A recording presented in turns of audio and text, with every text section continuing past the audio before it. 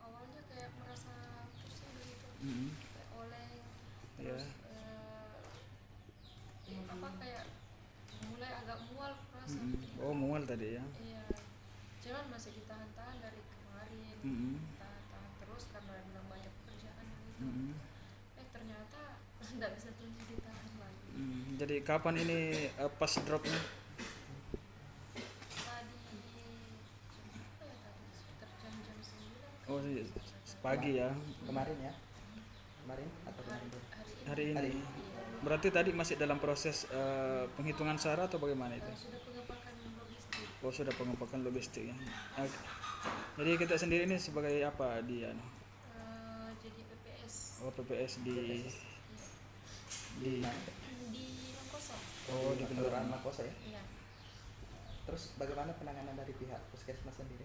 Apakah sudah dilakukan penanganan sebelumnya? Iya, alhamdulillah langsung ditangani secepat mungkin. Pada saat ditelepon langsung datang. Kalau dari KPU sendiri nggak? Alhamdulillah juga Sudah langsung. direspon? Iya. Sudah melapor atau gimana? Sudah datang tadi komisi. Sudah datang tadi. Iya.